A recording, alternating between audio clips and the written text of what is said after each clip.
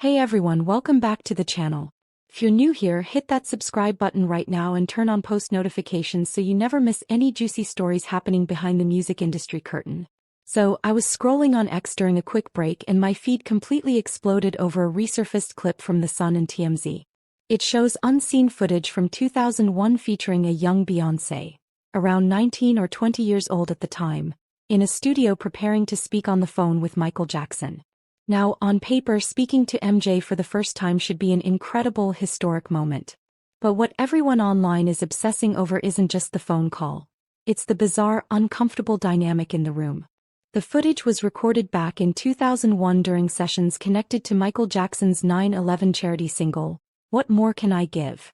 Beyoncé, who was still rising with Destiny's Child, was brought in to contribute vocals.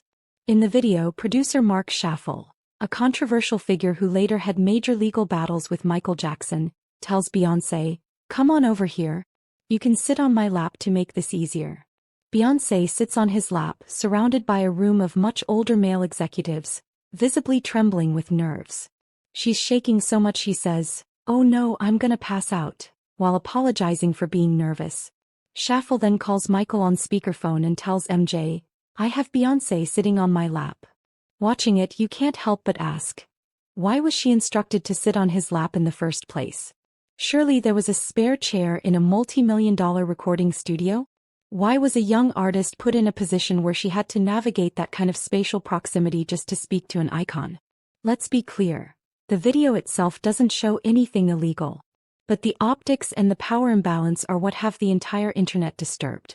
When you're a young woman in an industry dominated by older, powerful men, saying no or asking for your own seat can feel impossible. The culture back in the early 2000s normalized dynamics that today make us deeply uncomfortable. Who is Marc Schaffel?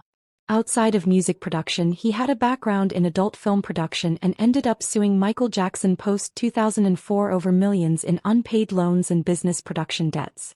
It raises the question, how many young artists were placed in uncomfortable environments simply because the people holding the keys to the studio had all the leverage? This footage resurfacing right now isn't happening in a vacuum. We are currently living through a massive cultural reckoning regarding legal battles, industry lawsuits, and systemic exploitation in the music world. When people see this clip of Beyoncé, they immediately connect it to broader conversations about grooming, age gaps, and coercion in entertainment. We've seen similar scrutiny over how young stars were treated coming up in the 90s and 2000s.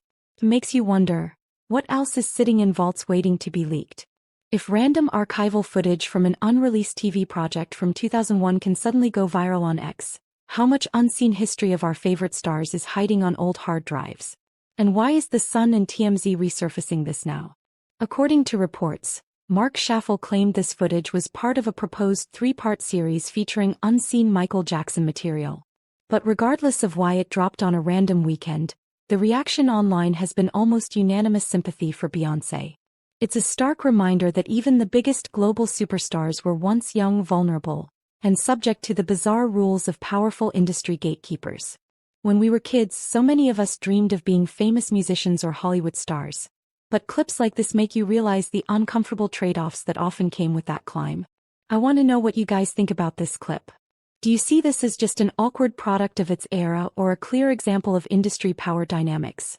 Why do you think this archival footage is resurfacing suddenly?